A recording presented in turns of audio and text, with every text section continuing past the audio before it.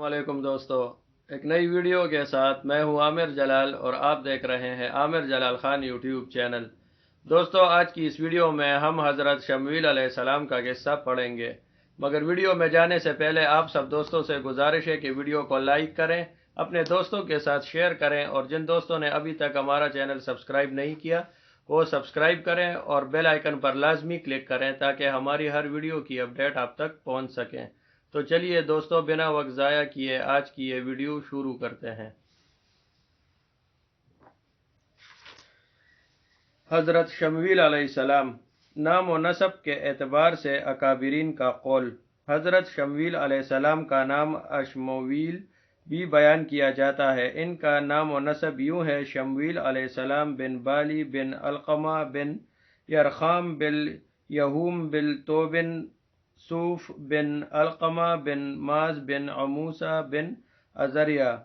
مقاتل رحمۃ اللہ علیہ کا بیان ہے، شمویل علیہ السلام ہارون علیہ السلام کے ورثہ میں سے تھے۔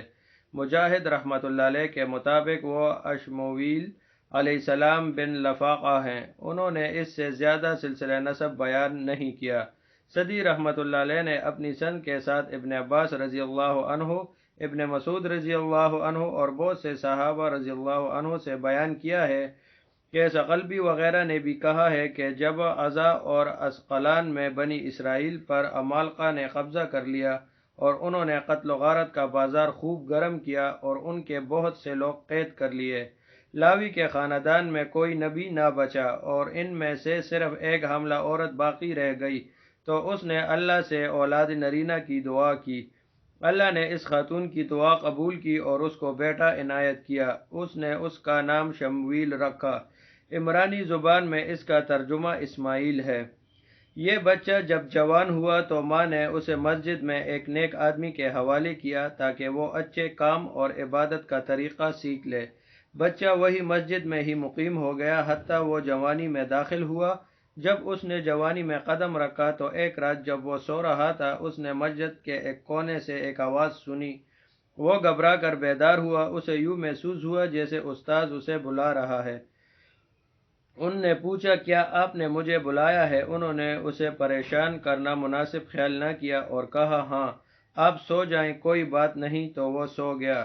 دوبارہ اور سا بارہ یہ معاملہ پیش آیا۔ در حقیقت جبریل علیہ السلام نے ان کو بلایا تھا۔ آپ آئے تو انہوں نے فرمایا، اللہ تعالیٰ نے آپ کو آپ کی قوم کی طرف نبی بنا کر مبعوث کیا ہے۔ اس کے بعد وہ حالات پیش آئے جن کا تذکرہ اللہ تعالیٰ نے اپنی کتاب میں کیا ہے۔ اللہ تعالیٰ نے اپنی کتاب عزیز میں ارشاد فرمایا، ترجمہ: بھلا تم نے بنی اسرائیل کی ایک جماعت کو نہیں دیکھا جس نے موسیٰ علیہ السلام کے بعد اپنے پیغمبر سے کہا کہ آپ ہمارے لیے ایک بادشاہ مقرر کر دیں تاکہ ہم اللہ تعالیٰ کی راہ میں جہاد کریں۔ پیغمبر نے کہا کہ اگر تم کو جہاد کا حکم دیا جائے تو عجب نہیں کہ لڑنے سے پہلو تہی کرو۔ وہ کہنے لگے کہ ہم راہ اللہ تعالیٰ میں کیوں نہ لڑیں گے جبکہ ہم وطن سے خارج اور بال بچوں سے جدا کر دیے گئے۔ لیکن جب ان کو جہاد کا حکم دیا گیا تو چند اشخاص کے سوا سب پھر گئے اور اللہ تعالیٰ ظالموں سے خوب واقف ہے۔ اور پیغمبر نے ان سے یہ بھی کہا کہ اللہ تعالیٰ نے تم پر طالوت کو بادشاہ مقرر فرمایا ہے۔ وہ بولے کہ اسے ہم پر بادشاہی کا حق کیوں کر ہو سکتا ہے؟ بادشاہی کے مستحق تو ہم ہیں اور اس کے پاس تو بہت سی دولت بھی نہیں۔ پیغمبر نے کہا کہ اللہ تعالیٰ نے اس کو تم پر فضیلت دی ہے اور بادشاہی کے لیے منتخب فرمایا ہے۔ اس نے اسے علم بھی بہت سا بخشا ہے اور تن و توش بھی بڑا عطا کیا ہے، اور اللہ تعالیٰ کو اختیار ہے جسے چاہے بادشاہی بخشے، وہ بڑا کشائش والا اور دانا ہے۔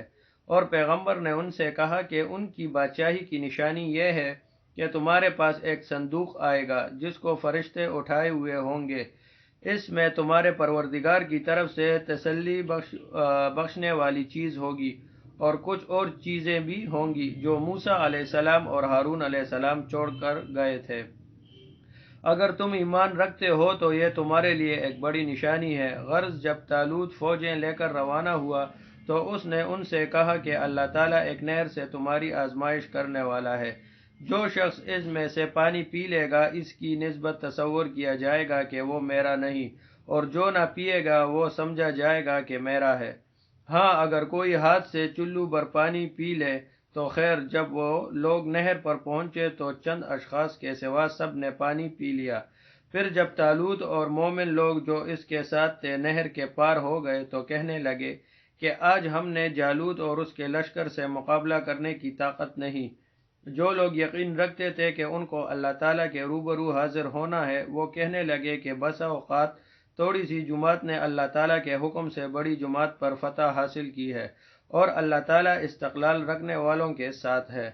اور جب وہ لوگ جالوت اور اس کے لشکر کے مقابل آئے تو اللہ تعالیٰ سے دعا کی کہ اے پروردگار، ہم پر صبر کے دہانے کھول دیں اور ہمیں لڑائی میں سابق قدم رکھ اور لشکر کفار پر فتح یاب کر۔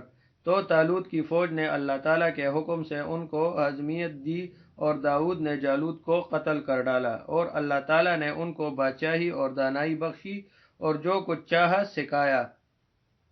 اور اللہ تعالیٰ لوگوں کو ایک دوسرے پر چڑھائی اور حملہ کرنے سے ہٹاتا نہ رہتا تو ملک تباہ ہو جاتا، لیکن اللہ تعالیٰ اہل عالم پر بڑا مہربان ہے۔ اکثر مفسرین نے کہا ہے کہ اس قصے کو مذکورہ قوم نے نبی شمویل علیہ السلام تھے، بعض نے شمعون بیان کیے ہیں، بعض کا خیال ہے کہ یہ دونوں ایک ہی نبی کے نام ہیں، بعض نے کہا یوشع علیہ السلام ہے، لیکن یہ آخری قول بعید ہے کیونکہ امام ابو جعفر ابن جریر رحمۃ اللہ علیہ نے اپنی تاریخ میں ذکر کیا ہے کہ یوشع علیہ السلام کی وفات اور شمویل علیہ السلام کے نبی بننے کے درمیان 460 سال کا فاصلہ ہے، واللہ علم۔ مقصد یہ ہے کہ جب یہ قوم کمزور ضعیف ہو گئی اور ان کے دشمن ان پر غالب آ گئے تو انہوں نے اپنے دور میں اللہ کے نبی سے مطالبہ کیا کہ ہمارے لیے ایک بادشاہ بنا دو تاکہ ہم اس کی اطاعت و فرما برداری کریں اور اس کی قیادت میں دشمنوں سے لڑیں۔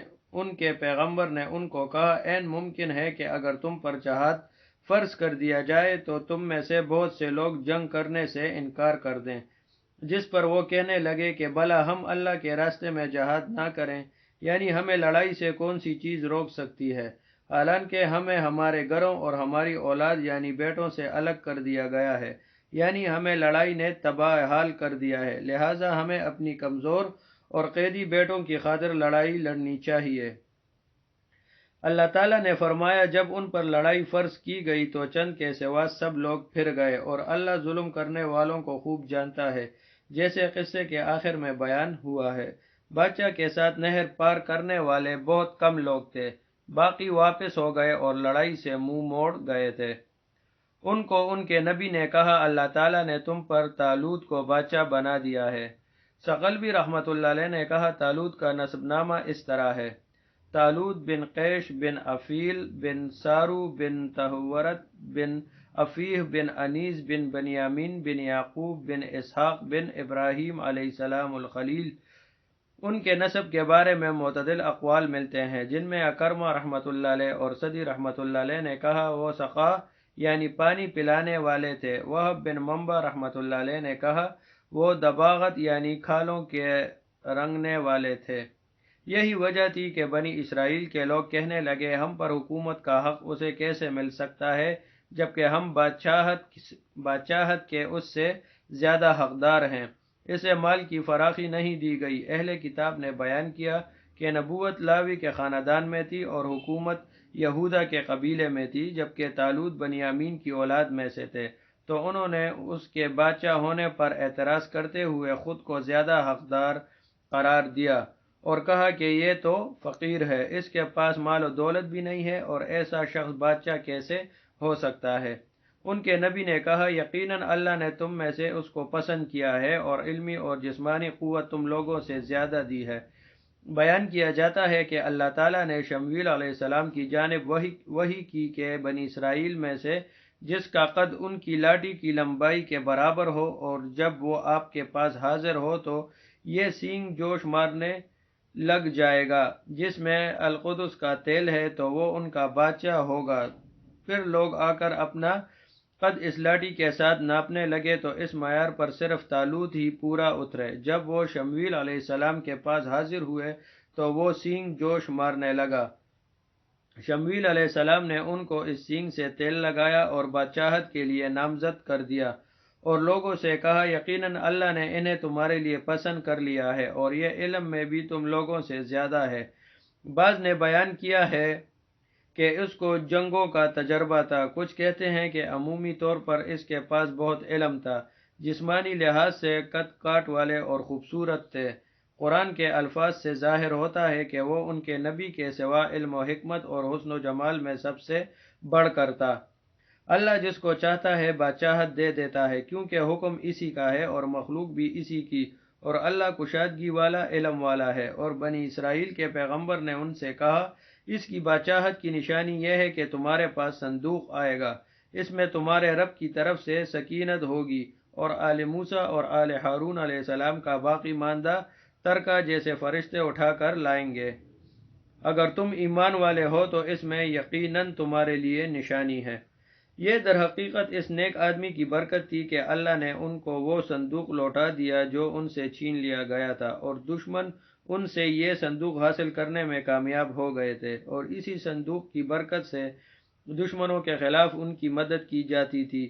اس میں تمہارے رب کی طرف سے سکینت تھی۔ بیان کیا جاتا ہے کہ اس میں سونے کا ایک تال تھا جس میں انبیاء علیہ السلام کے سینے دھوئے جاتے تھے۔ یہ بھی بتایا جاتا ہے کہ اس میں ایک خاص قسم کی تیز ہوا تھی۔ کچھ کا بیان ہے کہ اس صندوق میں ایک بلی جیسا جانور تھا۔ جب لڑائی کے دوران وہ چیختا تو بنی اسرائیل کو یقین ہو جاتا کہ اب اللہ کی مدد اور نصرت نازل ہوگی۔ آل موسیٰ اور آل ہارون علیہ السلام کی باقی ماندہ چیزوں سے مراد تختیوں کے ٹکڑے تھے اور کچھ من تھا جو میدان طیہ میں ان پر پیش کیا گیا تھا۔ پیغمبر کا یہ کہنا کہ تمہاری نظروں کے سامنے اس صندوق کو فرشتے اٹھا کر لائیں گے تاکہ یہ اللہ کی نشانی ثابت ہو اور میری بتائی ہوئی بات کی کلی دلیل اور نیک آدمی کا تمہارا بادشاہ بننے کی علامت ہو، اس لیے اللہ تعالیٰ نے فرمایا اگر تم ایمان رکھتے ہو تو اس میں تمہارے لیے نشانی ہے۔ بیان کیا جاتا ہے کہ جب عمالقہ قوم نے اس صندوق پر قبضہ کیا اور اس میں سکینت اور برکت والی باقی چیزیں تھیں، روایت کے مطابق اس میں تورات بھی تھی، اور تو انہوں نے اسے اپنے علاقے کے ایک بت کے نیچے رکھ دیا۔ جب صبح ہوئی تو دیکھا کہ وہ صندوق بت کے اوپر پڑا ہوا ہے۔ انہوں نے پھر اسے بت کے نیچے رکھ دیا۔ دوسرے دن وہ پھر بت کے اوپر تھا۔ جب بار بار ایسا ہوا تو ان لوگوں نے سمجھ لیا کہ یہ معاملہ اللہ کی طرف سے ہے۔ پھر انہوں نے اسے اپنے شہر سے نکال کر کسی بستی میں رکھ دیا۔ پھر ان لوگوں کو ایک بیماری نے آ لیا۔ جب اس کا سلسلہ لمبا ہوا تو انہوں نے صندوق کو ایک بیل گاڑی میں رکھا اور 2 بیلوں کو آگے باندھ کر ان کو ہانک دیا۔ بیان کیا جاتا ہے کہ فرشتوں نے ان کو چلایا اور بنی اسرائیل کی ایک جماعت کے پاس لے آئے جبکہ وہ اسے دیکھ رہے تھے، جیسے ان کے نبی نے ان کو خبر دی تھی۔ اب اللہ ہی زیادہ بہتر جانتا ہے کہ فرشتے اس کو کیسے لائے۔ ظاہر تو یہی ہے کہ فرشتے خود اس صندوق کو اٹھائے ہوئے تھے، اگرچہ پہلی بات بہت سے مفسرین نے بیان کی ہے۔ جب طالوت اپنے لشکروں کو لے کر الگ ہوئے تو انہوں نے اپنے لشکر والوں سے کہا اللہ تعالیٰ تمہیں ایک نہر کے ساتھ آزمائے گا، جس نے اس سے پانی پی لیا وہ میرا نہیں، اور جس نے نہ پیا وہ میرا بندہ ہے۔ ہاں یہ اور بات ہے کہ کوئی ایک چلو بھر لے۔ حضرت ابن عباس رضی اللہ عنہ اور دیگر مفسرین کی بیان ہے کہ اس نہر سے مراد دریائے اردن ہے اور اسی کا نام شریعت تھا۔ طالوت کی طرف سے اپنے لشکریوں کو اس نہر کا پانی پینے سے روکنا دراصل اللہ کے نبی کے حکم سے تھا، اور نبی کا حکم اللہ کے حکم سے ہوتا ہے، گویا اللہ نے ان کو آزمایا تھا۔ طالوت نے کہا جو اس نہر سے پانی پیے گا وہ میرے ساتھ جنگ میں شریک نہ ہوگا، اس سے پانی نہ پینے والا ہی میرے ساتھ آئے، البتہ چلو بھر پانی لینے میں کوئی حرج نہیں ہوگا۔ اللہ تعالیٰ نے فرمایا چند لوگوں کے سوا سب نے اس دریا سے پانی پی لیا۔ سدی رحمۃ اللہ علیہ نے کہا لشکر کی تعداد 80,000 تھی، ان میں سے 73,000 نے پانی پی لیا، صرف 4,000 آدمی باقی رہ گئے۔ حضرت برا بن عازب رضی اللہ عنہ سے مروی ہے کہ ہم محمد صلی اللہ علیہ وآلہ وسلم کے اصحاب رضی اللہ عنہ بیان کرتے تھے کہ اصحاب بدر کی تعداد اصحاب طالوت کے ان کے ساتھ نہر پار کرنے والوں کی تعداد کے برابر تھی، اور نہر عبور کرنے والے 310 سے کچھ زیادہ تھے۔ اس لحاظ سے سدی رحمۃ اللہ علیہ کا قول کہ ان کی تعداد 80,000 تھی محل نظر ہے، کیونکہ بیت المقدس کی سرزمین میں لڑنے والے لشکر کا 80,000 کی تعداد میں جمع ہونا ممکن نظر نہیں آتا۔ واللہ علم۔ اللہ تعالیٰ نے فرمایا، جب طالوت نے اور ان کے ساتھ ایمان لانے والوں نے وہ نہر عبور کر لی تو انہوں نے کہا، ہمارے پاس جالوت اور اس کے لشکر کے ساتھ مقابلہ کرنے کی طاقت نہیں۔ اللہ سے ملاقات کا یقین رکھنے والوں نے کہا، بارہا چھوٹی جماعت اللہ کے حکم سے بڑی جماعتوں پر فتح یاب ہوئی ہے، اور اللہ صبر کرنے والوں کے ساتھ ہے۔ یعنی شہ سواروں نے ان کو ثابت قدمی کی تلقین کی، اور شاہ سوار ایمان و یقین والے جنگ و جدال اور تلوار زنی پر صبر کرنے والے تھے۔ جب وہ جالوت اور اس کے لشکروں کے سامنے آئے تو انہوں نے کہا، اور جب وہ لوگ جالوت اور اس کے لشکر کے مقابل آئے تو اللہ تعالیٰ سے دعا کی کہ اے پروردگار، ہم پر صبر کے دہانے کھول دے اور ہمیں لڑائی میں ثابت قدم رکھ اور لشکر کفار پر فتح یاب کر۔ اللہ تعالیٰ نے ان کی دعا قبول فرمائی اور ان کی رغبت و چاہت پوری کر دی۔ اسی لیے فرمایا، ترجمہ، پس انہوں نے اللہ کے حکم سے ان کو شکست دی۔ ان لوگوں نے اللہ پر یقین کے ساتھ دشمنوں پر فتح حاصل کی اور ثابت کیا کہ قوت، تعداد اور جنگی ساز و سامان کے بغیر کثیر دشمن پر غالب آیا جا سکتا ہے، مگر اس کے لیے شرط یہ ہے کہ اللہ پر کامل یقین رکھا جائے۔ جیسے اللہ تعالیٰ نے اصحاب بدر کی مدد کرنے کے متعلق ارشاد فرمایا، ترجمہ، اور اللہ تعالیٰ نے جنگ بدر میں بھی تمہاری مدد کی تھی اور اس وقت بھی تم بے سر و سامان تھے، بس اللہ تعالیٰ سے ڈرو اور ان احسانوں کو یاد کرو تاکہ شکر کرو۔ اللہ تعالیٰ کا فرمان ہے، ترجمہ، اور داؤد علیہ السلام نے جالوت کو قتل کر ڈالا، اور اللہ تعالیٰ نے ان کو بادشاہی اور دانائی بخشی اور جو کچھ چاہا سکھایا۔ قرآن کی آیت مذکورہ سے داؤد علیہ السلام کی شجاعت و بہادری ثابت ہوتی ہے کہ اس جیسا شخص قتل کر دیا جس سے پورا لشکر ذلیل اور رسوا ہوا۔ اس سے بڑھ کر اور کوئی جنگ نہیں ہو سکتی، کیونکہ اس میں دشمن کا بادشاہ کام آیا، اس کے نتیجے میں بہت سا مال غنیمت ہاتھ آیا اور بڑے بڑے بہادر و سرما جنگی قیدی بن کر آئے، اور ایمان کا کلمہ و شان بتوں پر غالب آیا۔ اللہ کے ولی اس کے دشمنوں کے سامنے سرخرو ہوئے اور دین حق باطن پر غالب آیا۔ صدی رحمۃ اللہ علیہ اور دیگر علماء کرام کی رائے نقل کرتے ہوئے کہا ہے کہ داؤد علیہ السلام اپنے 13 بھائیوں میں سے سب سے چھوٹے تھے۔ دراصل داؤد علیہ السلام کو معلوم ہوا کہ بنی اسرائیل کے بادشاہ نے اعلان کیا ہے کہ جو کوئی بھی جالوت کو اور اس کے لشکر کو شکست دے گا، میں اپنی بیٹی کا نکاح اس کے ساتھ کر کے اپنی بادشاہت میں شریک کر لوں گا۔ داؤد علیہ السلام اپنی خلیل کے ساتھ نشانہ لگانے میں اپنا ثانی نہیں رکھتے تھے۔ ایک دفعہ وہ بنی اسرائیل کے ساتھ چل رہے تھے کہ ایک پتھر نے آپ کو آواز دی کہ مجھے پکڑ لے، میرے ساتھ تم جالوت کو قتل کرو گے۔ آپ نے اسے پکڑ لیا، پھر دوسرے اور تیسرے نے آواز دی، آپ نے تینوں کو پکڑ کر اپنی تیلی میں رکھ لیا۔ جب دونوں لشکر آمنے سامنے آئے تو جالوت جنگ کے لیے نکلا اور اپنے لیے مد مقابل طلب کیا۔ داؤد علیہ السلام مقابلے کے لیے آگے آئے تو جالوت نے کہا، واپس لوٹ جا، میں تجھے قتل کرنا پسند نہیں کرتا۔ داؤد علیہ السلام نے جواب میں کہا، میرے لیے پسندیدہ بات ہے کہ تجھے قتل کروں۔ پھر انہوں نے تینوں پتھر خلیل میں رکھے اور گھمایا تو وہ تینوں پتھر ایک ہو گئے۔ پھر انہوں نے جالوت کو مارا تو اس کا سر پھٹ گیا اور اس کا لشکر بھاگ کھڑا ہوا۔ طالوت نے وعدے کی وفاداری کی اور اپنی بیٹی سے اس کا نکاح کر دیا اور اپنی حکومت میں ان کا حکم نافذ کر دیا۔ بنی اسرائیل کے ہاں داؤد علیہ السلام کی عظمت واضح ہو گئی اور وہ ان سے محبت کرنے لگے اور طالوت سے بھی زیادہ ان کے گرویدہ ہو گئے۔ بیان کیا جاتا ہے کہ طالوت نے ان پر حملہ کیا اور ان کو قتل کرنے کے لیے چال بھی چلی، لیکن وہ اپنے ارادے میں کامیاب نہ ہو سکا۔ علماء نے طالوت کو داؤد علیہ السلام کے قتل کرنے سے روکنا شروع کیا تو طالوت نے علماء پر سختی کی اور ان کو قتل کیا، حتیٰ بہت کم علماء باقی رہ گئے۔ پھر اسے توبے کی توفیق مل گئی اور وہ نادم و پشیمان ہوا اور بہت زیادہ آوازاری کرنے لگا اور قبرستان کی طرف چلا جاتا اور روتا رہتا، حتیٰ اس کے آنسوؤں سے مٹی تر ہو جاتی۔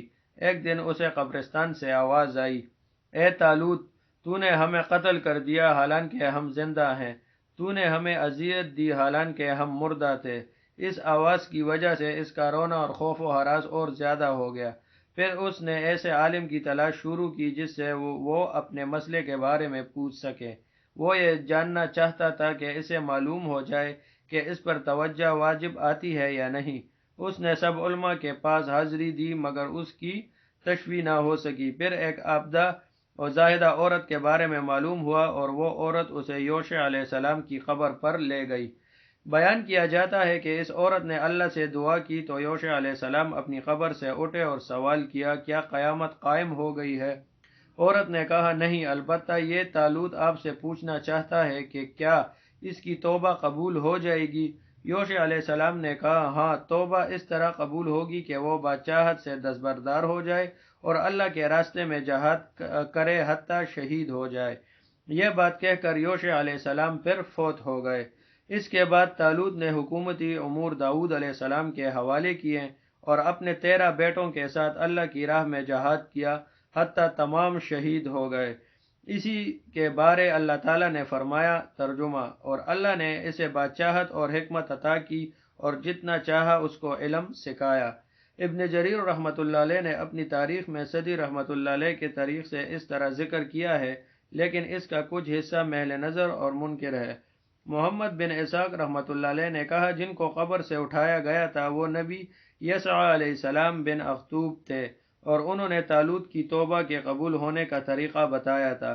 ثعلبی رحمۃ اللہ علیہ نے بیان کیا ہے کہ وہ عورت ان کو شمویل علیہ السلام کی قبر کے پاس لائی تھی اور شمویل علیہ السلام نے اس کی سرزنش کی تھی کہ اس نے ان کے بعد ایسے ایسے کام کیوں کیے۔ یہ زیادہ مناسب معلوم ہوتا ہے، شاید اسے خواب میں دیکھا ہوگا، نہ کہ وہ زندہ ہو کر قبر سے اٹھ کھڑے ہوئے تھے، کیونکہ یہ نبی کا معجزہ ہی ہو سکتا ہے اور وہ عورت تو نبی نہ تھی۔ ابن جریر رحمۃ اللہ علیہ نے کہا، اہل تورات کہتے ہیں کہ طالوت کی بادشاہت کی مدت اس کے اولاد سمیت قتل ہونے تک 40 برس تھی۔ دوستو، یہ تھا حضرت شمویل علیہ السلام کا تفصیلی واقعہ۔ امید ہے آپ کو پسند آیا ہوگا۔ اگلی ویڈیو تک آپ سے اجازت چاہتے ہیں۔ اپنا ڈھیر سارا خیال رکھیے اور ہمیں اپنی دعاؤں میں یاد رکھیے۔ السلام علیکم ورحمۃ اللہ وبرکاتہ۔